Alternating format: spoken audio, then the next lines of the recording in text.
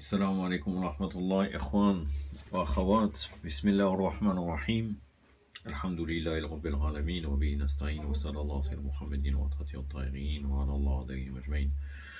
Petite vidéo pour en fait vous parler de Zakat el-Fitr. À qui doit-on remettre Zakat el-Fitr? Bon, basé là sur la risala de Sayyid Sistani et le Fiqh Imam Sadr. Fiqh Imam Sadr qui n'est pas un livre, comme beaucoup de gens pensent, de hadith. C'est-à-dire que c'est l'avis de Mohamed Jawad Marnia. Il ramène des hadiths pour argumenter son opinion. Mais Mohamed Jawad Marnia, Cheikh Mohamed Jawad Marnia, était ce qui est décédé, était un Usuli, un pur et dur. Donc en fait, moi j'ai toujours considéré que ce livre est assez compliqué. Il y a certaines notions à l'intérieur que si on n'est pas étudiant en Hawza, on peut ne pas comprendre au niveau des termes, etc. En tout cas, en premier lieu, on doit parler de ce qu'il faut donner en aumône dans Zakat el-Fitr. À la base, il faut donner, regardez là, quelqu'un a dit à l'imam Sadiq alayhi salam, si on veut acquitter la zakat de la rupture du jeûne, que devra-t-on donner en aumône? Et l'imam lui a dit, il faut donner un sa de date, de raisin sec ou d'un autre aliment. Un sa de date, ça correspond à 3 kilos. Le hadith c'est dans Wasa el-Shira, le volume 9, page 333. Mais on lui a posé la question aussi à l'imam, est-il permis, la page par contre, je ne vous ai pas dit la page, c'est page du volume. Le volume 2, page 102 et 103.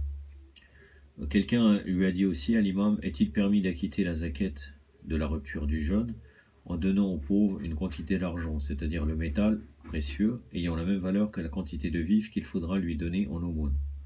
Et on lui a dit oui, cela est plus utile pour lui, il pourra s'en servir pour acheter ce qu'il voudra. Donc en fait,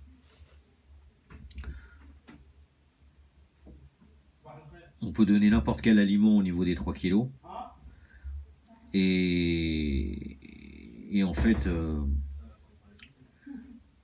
il est préférable de donner en aumône l'aliment le plus consommé à l'époque où l'on est. Et on peut donner en aumône de l'argent au lieu des aliments. Qu'avec l'argent, le pauvre, il pourra acheter ce qu'il voudra. À qui doit-on donner Zakat el-Fitr?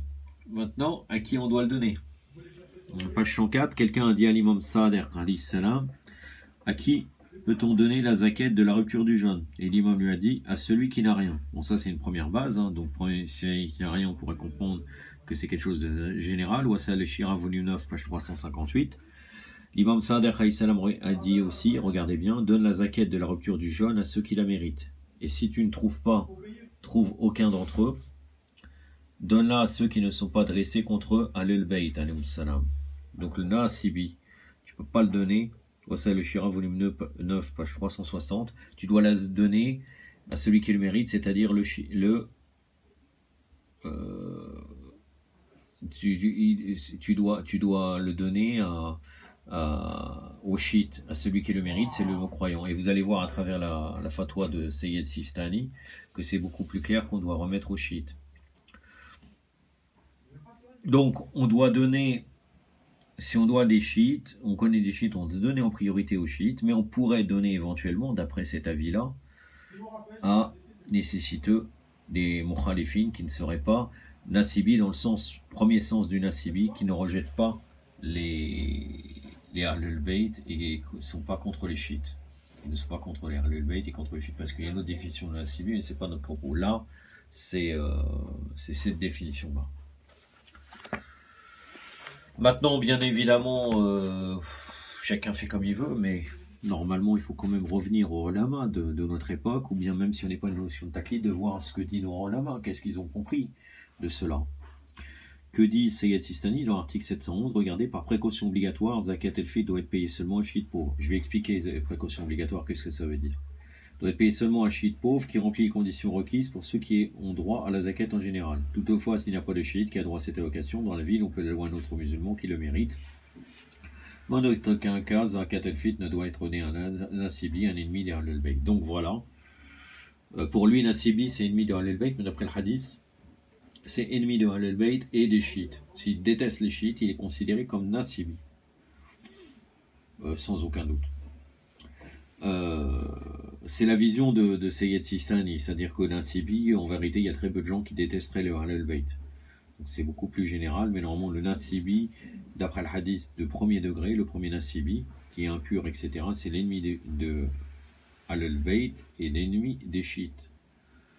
Quelqu'un qui est ennemi. Donc précaution obligatoire, que veut dire précaution obligatoire? Que vous voyez là, précaution obligatoire, ça veut dire comme quoi on doit appliquer sa fatwa ou bien on doit revenir à un marja qui a le même niveau que lui. Sincèrement, d'une manière personnelle, il y a beaucoup de marjas qui ont le niveau de Sayyid Sistani. Après, ça reste mon avis personnel. Et même certaines personnes qui sont beaucoup plus connaissantes que lui au niveau des hadiths et pas uniquement au niveau de Usul al-Fiqh.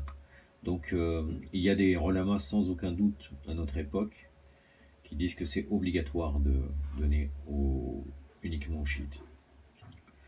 Là, par précaution obligatoire, soit on applique la fatwa de Sayyid Sistani, pour ceux qui pensent que c'est une référence, c'est qu'on peut le prendre, soit on revient vers un marja, qui serait aussi marja taklid, compétent, et on peut appliquer son avis. Voilà, c'est ça. C'est ça. El Ertiyatun, puisqu'on dit la précaution, c'est le chemin du